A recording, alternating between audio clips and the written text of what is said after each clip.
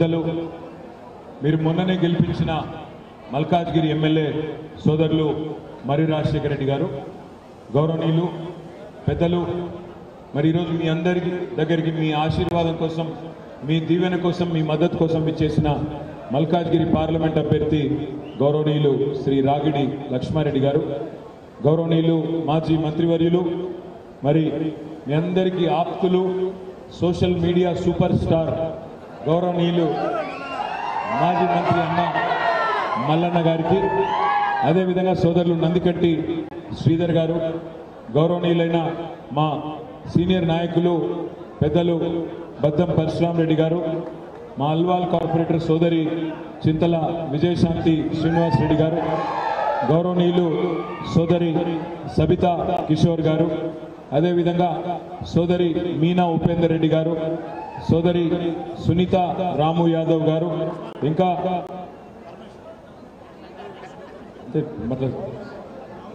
మనోళ్ళు బలవంతంగా అని పేర్లు చెప్పిస్తారు. వేదిక మీద ఉన్న సీనియర్ నాయకులకు, డివిజన్ అధ్యక్షులకు, పరమేష్కు, ఈ చిన్నోనికి కూడా పేరు పేరు అందరికీ పేరు పేరున హృదయపూర్వకంగా నమస్కారం. హృదయపూర్వకంగా మీ అందరికీ, మా తమ్ముళ్లకు చెల్లెళ్ళు వాళ్ళు కనబడతలేరు, ఓన్లీ మా తమ్ముళ్ళే కనబడుతున్నారు. మా తమ్ముళ్ళందరికీ పేరు పేరున హృదయపూర్వకంగా నమస్కారం. మే 13 నాడు ఎలక్షన్లు ఉన్నాయి, తెలుసా లేదా? తెలుసా? లాంగ్ వీకెండ్ కూడా ఉంది, తెలుసా? జంపా? మరి జంపా ఉంటారా? ఉంటారా? పక్కానా? నమ్మొచ్చా? నాకు డౌటే. 4 రోజులు హాలిడేస్ ఉన్నాయి వరుసగా. నాకు తెలిసి వీళ్ళు అటు ఇటు పోయే బ్యాచ్. ఉంటారా? ఏ గుర్తు మనది? పక్కానా? మన రాజశేఖర్ కోటేసిండ్రా? అరే మీరు కాదురా పోయి, వాళ్ళు రాజశేఖర్ కోటేసిండ్రా, మొన్న కేసీఆర్ గారు కోటేసిండ్రా. ఎట్లుంది మరి కాంగ్రెస్ ప్రభుత్వం? బాలేదా? కరెంటు పోతుందా? కరెంటు పోతుందా? రోజు 6 గ్యారెంటీలు ఎంతైందో తెలుసా మీకు? 6 గ్యారెంటీలు అంటే ఏంటంటే, ఒక గ్యారెంటీ ఇన్వర్టర్, రెండో గ్యారెంటీ జనరేటరు, మూడో గ్యారెంటీ క్యాండిల్ లైట్లు, నాలుగో గ్యారెంటీ టార్చ్ లైటు, ఐదో గ్యారెంటీ పవర్ బ్యాంకు, ఆరో గ్యారెంటీ ఛార్జింగ్ బల్బు. ఇవన్నీ పెట్టుకుంటేనే కాంగ్రెస్ ఉంటే కరెంట్ ఉండదు, కాంగ్రెస్ ఉంటే కరెంటు ఉండదు అనే మాట పదే పదే పదే పదే 5 నెలలు మొత్తం ఆనాడు 5 నెలల కిందట ఎలక్షన్లో చెప్పినాం. మీరు నమ్మిండ్రు, ఓటేసిండ్రు. హైదరాబాద్లో ఒక్క సీటు కూడా కాంగ్రెస్కి ఇవ్వకుండా అన్ని సీట్లు కేసీఆర్ గారికి ఇచ్చినందుకు ముందుగా మీ అందరికీ నా శిరస్సు వంచి హృదయపూర్వకంగా ధన్యవాదాలు, నమస్కారాలు. అందులో ముఖ్యంగా మల్కాజ్గిరిలో రాజశేఖర రెడ్డి గారికి 50,000 ఓట్ల మెజారిటీ ఇచ్చినందుకు మీ అందరికీ శిరస్సు వంచి నమస్కారం. మరి ఈరోజు పార్లమెంట్ ఎలక్షన్లు వచ్చినాయి. పార్లమెంట్ ఎలక్షన్ రాగానే కొంతమంది మాట్లాడతారు, ఏమని? అన్నా పార్లమెంట్ కదా, ఇట్లా బీఆర్ఎస్ పాత్ర ఏముంటుంది, బీఆర్ఎస్కి ఎందుకు ఓటేయాలి అని మాట్లాడతారు. ఎందుకు ఉండాలి బీఆర్ఎస్ ఎంపీలు అని మాట్లాడతారు. మీకు ఒక 4-5 కారణాలు నేను చెప్తాను ఎందుకు ఉండాలి అని. మొట్టమొదటిది, కేసీఆర్ గారు 2001లో టీఆర్ఎస్ అనే పార్టీ పెట్టినప్పుడు ఆ రోజు సార్ ఒక మాట అన్నారు, మన తెలంగాణను మనం సాధించుకోవాలంటే, మన రాష్ట్రం మనం తెచ్చుకోవాలంటే పార్లమెంట్లో మనం శాసించే పరిస్థితి ఉండాలి, మనం కొట్లాడి తెలంగాణ తెచ్చుకోవాలి, కాబట్టి మీరు నాకు ఎంపీలు గెలిపియండి అన్నారు. కేసీఆర్ ఆ మాట అనగానే ఆ రోజున్న రాజశేఖర రెడ్డి గారు, చంద్రబాబు నాయుడు గారు ఏమన్నారంటే, కేసీఆర్ గారి పార్టీ ఒకవేళ తెలంగాణలోని అన్ని సీట్లు గెలిచినా, 17కి 17 గెలిచినా, ఢిల్లీలో బిల్లు పాస్ కావాలంటే పార్లమెంట్లో 272 మంది మద్దతు ఉండాలి కదా, మరి ఎట్లా చేస్తాడు కేసీఆర్ తెలంగాణ అని చెప్పి ఆ రోజు హేళన చేసుకుంటా, ఇన్సల్ట్ చేసుకుంటా మాట్లాడారు. కానీ ఏం జరిగింది మరి? 2004లో ఆనాడు 5 ఎంపీలు గెలిచినాం మనం. కానీ ఈ 5 ఎంపీలతోనే పంచపాండవుల్లాగా కేసీఆర్ ఢిల్లీకి పోయిండు, 32 పార్టీలను ఒప్పించిండు, ఒప్పించి మెప్పించి రాశి కంటే వాసి ముఖ్యమని మంది ఎంతమంది అన్నది కాదు ఒప్పించే దమ్ముందా లేదా అని చెప్పి 272 మందిని ఒప్పించి తెలంగాణను 2014లో తెచ్చిన నాయకుడు కేసీఆర్ గారు అనే మాట నేను మీకు గుర్తు చేస్తా ఉన్నా. ఎందుకుండాలి బీఆర్ఎస్ ఎంపీలంటే గందుకుండాలి. ఎందుకంటే కాంగ్రెస్ ఎంపీలైనా బీజేపీ ఎంపీలైనా వాళ్ళ పరిస్థితి ఏంది? రాహుల్ గాంధీ, నరేంద్ర మోడీ ఏం చెప్తే అది చేస్తారు. ఉస్కో అంటే ఉస్కో, డిస్కో అంటే డిస్కో, ఊటో అంటే ఊటో, బయటో అంటే బయటో. అంతకు మించి తెలంగాణ గురించి తెగించి కొట్లాడే దమ్ము వాళ్ళకు ఉండదు. ఎట్లా అంటారా? ఇప్పుడు నాకున్న ఇన్ఫర్మేషన్ ఏంటంటే జూన్ 2 తారీఖు తర్వాత, అంటే తెలంగాణ ఏర్పడి 10 ఏళ్లు నిండుతుంది ఈ జూన్ 2వ తారీఖు. జూన్ 2 తర్వాత కేంద్ర ప్రభుత్వం ఆలోచన చేస్తున్నదని సమాచారం. 10 ఏళ్లు ఉమ్మడి రాజధానిగా ఉన్న హైదరాబాద్ ను రేపటి రోజున కేంద్ర పాలిత ప్రాంతం చేసి తన గుప్పిట్లో పెట్టుకోవాలి, యూనియన్ టెరిటరీ చేయాలని భారతీయ జనతా పార్టీ అదేవిధంగా ఇప్పుడున్న కేంద్ర ప్రభుత్వం ఆలోచన చేస్తా ఉన్నది. మరి రేపు కేంద్ర పాలిత ప్రాంతం అయితే ఏమవుతుందంటే హైదరాబాద్ లో మీకు ఒక చిన్న విషయం చెప్తా. మీ పక్కనే మల్కాజ్గిరి పక్కకే ఉంటది కంటోన్మెంట్. జూబ్లీ బస్ స్టాండ్ నుంచి ఇటు కరీంనగర్ పోయే రోడ్డు మీ అల్వాల మీకెళ్ళి పోతుంది. అక్కడ ఒక స్కైవే కడదాం, హైదరాబాద్ లో 36 ఫ్లైఓవర్లు కట్టినాం కదా, అట్లనే బ్రహ్మాండమైన ఒక 11 కిలోమీటర్ల స్కైవే కడదామని చెప్పి 10 ఏళ్ళు ప్రయత్నం చేసినాం. అట్లాగే ఇటు ప్యాట్నీ నుంచి కొంపల్లి దాకా ఒక స్కైవే కడదామని చెప్పి 10 ఏళ్ళు ప్రయత్నం చేసినాం.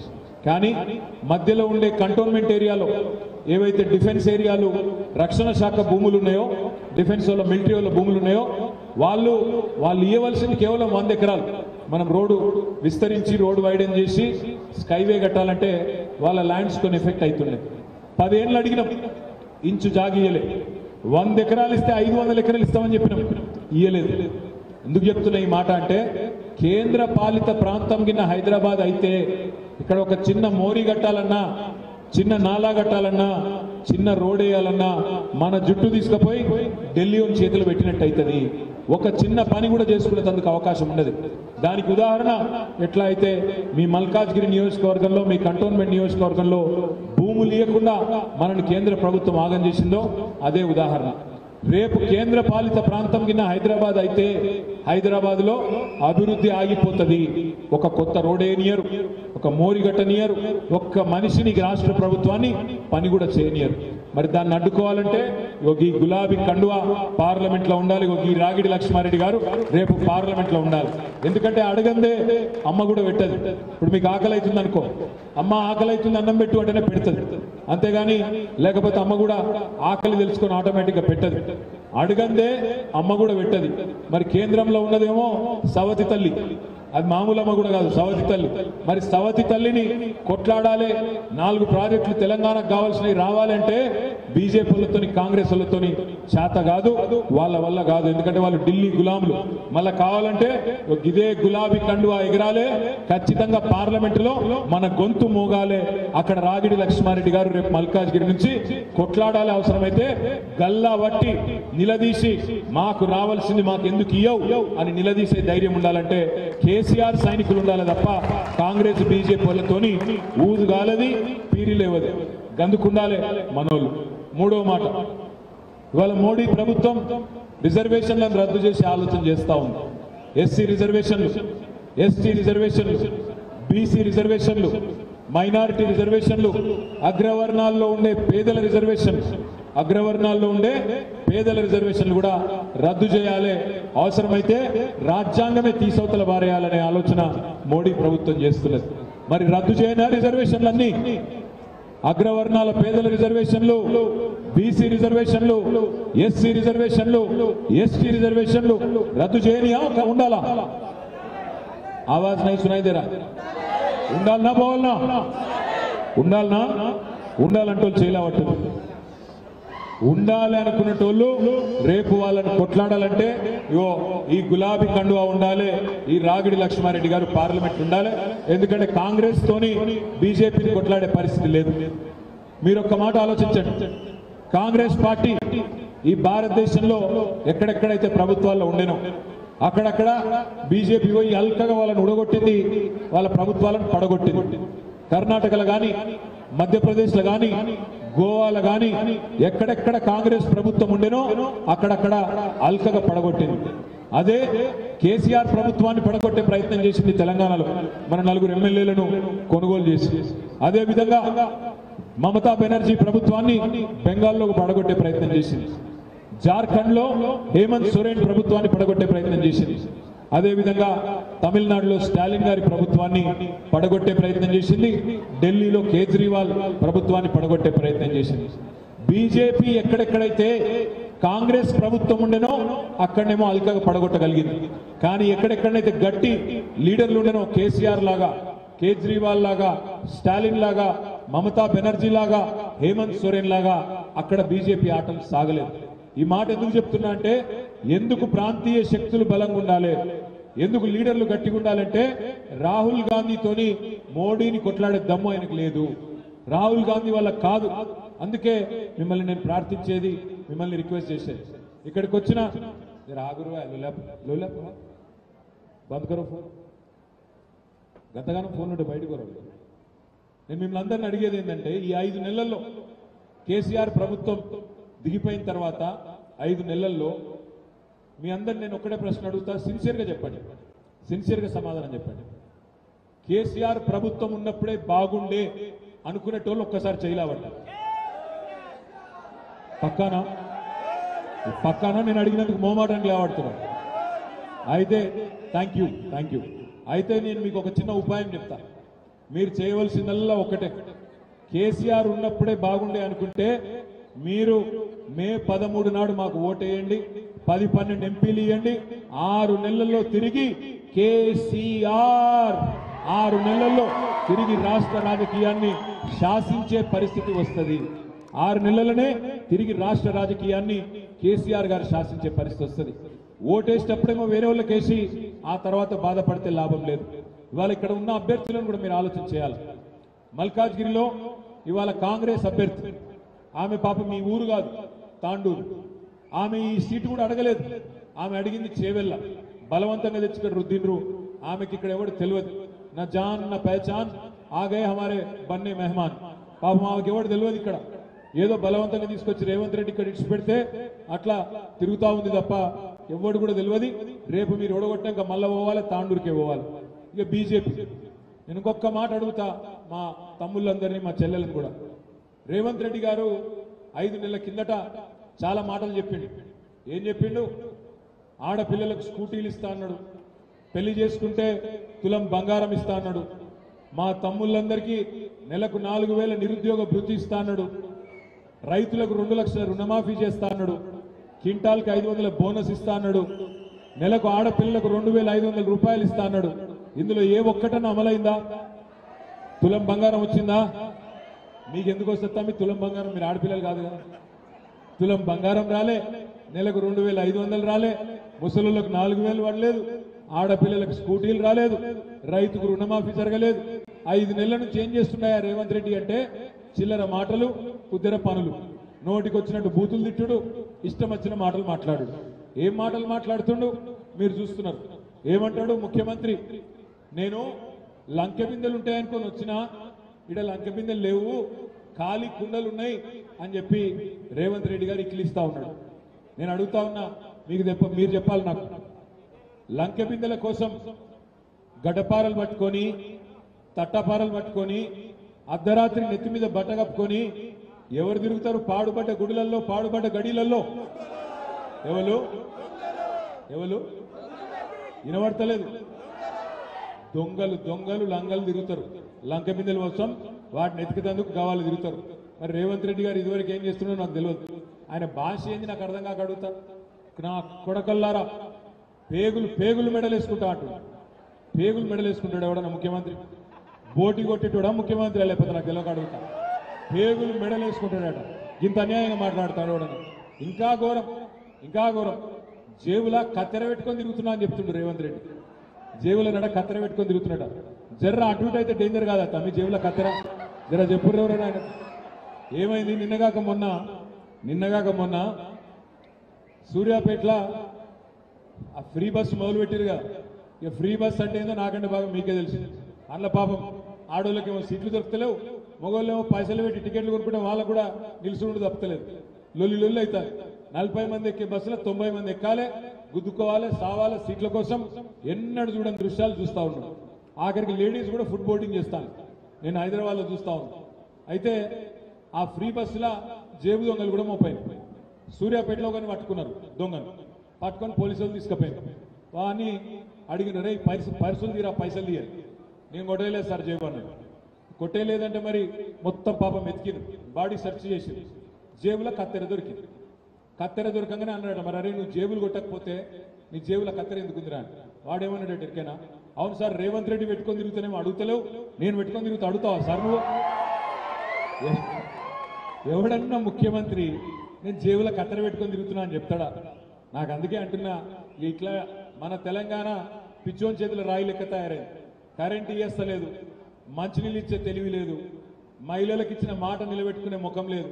ఏమన్నంటే పేగులు కోస్తా, మెడలేసుకుంటా, మానవ బాంబునైతా, మన్నైతా, మశానమైతా, ఈ డైలాగులు సినిమాల ఆ విలన్ డైలాగులు తప్ప ఒక్కటంటే ఒక్కటి మంచి పని చేసిన పాపన మాత్రం 5 నెలలు పోలే. హైదరాబాద్లోనైతే కొత్త ఇండస్ట్రీస్ వచ్చుడు దేవుడెరుగు, ఉన్న ఇండస్ట్రీసే వాపసు పోతున్నాయి. మొన్ననే కార్నింగ్ అనే ఇండస్ట్రీ చెన్నైకి వెళ్ళిపోయింది. అదేవిధంగా కేన్స్ టెక్నాలజీస్ అని 3700 కోట్ల పెట్టుబడి మన ప్రభుత్వం ఉన్నప్పుడు కష్టపడి తెచ్చినాం, వాళ్ళు గుజరాత్కి వెళ్ళిపోయారు. మీకు ఉద్యోగాలు రేపు ఉన్నాయి, వీళ్ళు ఆపుకునే తెలివి కూడా వీళ్ళకి లేదు. ఫార్మా సిటీ మనం మొత్తం తయారు చేసి పెడితే దాన్ని రద్దు చేసి పారేసింది. అందుకే నేను అడిగేది, ఇట్లా తెలివి తక్కువలకు అవకాశం ఇస్తే, పరిపాలన చేత కాదు కేవలం బూతులు తిట్టుడు మాత్రమే తెలిసిన వాళ్ళకి అవకాశం ఇస్తే కరెంటు రాదు, మంచినీళ్లు ఉండయి, ఉద్యోగాలు రావు, రియల్ ఎస్టేట్ డమాలు, ఇచ్చిన ఒక్క గ్యారంటీ నిలుపుకున్న ముఖం లేదు. ఇక బీజేపీ వాళ్ళు ఉన్నారు, వాళ్ళు ఇవాళ పోటీ పడుతున్నారు. ఇక్కడికి వచ్చిన మా తమ్ముళ్ళని అడుగుతా ఉన్నా, ఏం చెప్తారు బీజేపీ వాళ్ళు? ఓటు ఎందుకు వేయాలి అంటే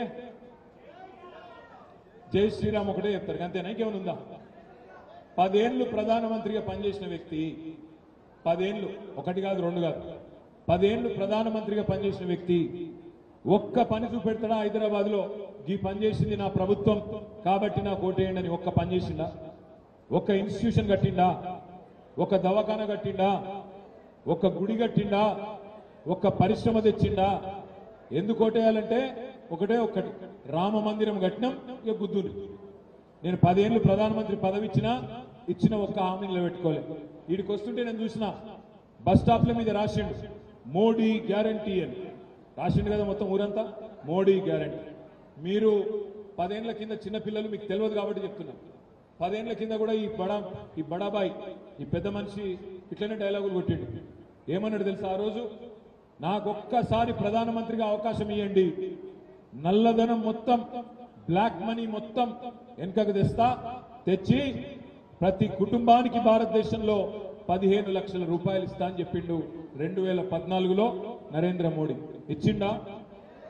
వచ్చిన 15 లక్ష ఎవరికన్నా? సంవత్సరానికి 2 కోట్ల ఉద్యోగాలు ఇస్తా, 2 కోట్ల ఉద్యోగాలు ఇస్తా అని చెప్పిండు సంవత్సరానికి. మరి 10 ఏళ్ళు అయింది, 20 కోట్ల ఉద్యోగాలు ఇవ్వాలి, ఇచ్చిండా? ఇయ్యలేదు. రైతుల ఆదాయం డబల్ చేస్తా అన్నాడు, రైతుల ఆదాయం 2022 సంవత్సరం కల్లా డబల్ చేస్తా అన్నాడు, అది కూడా దిక్కులేదు. బుల్లెట్ రైళ్లను ఉరికిస్తా భారతదేశంలో అన్నాడు, అది కూడా దిక్కులేదు. ఇండియాను $5 ట్రిలియన్ ఎకానమీ చేస్తా అన్నాడు, అది కూడా దిక్కులేదు.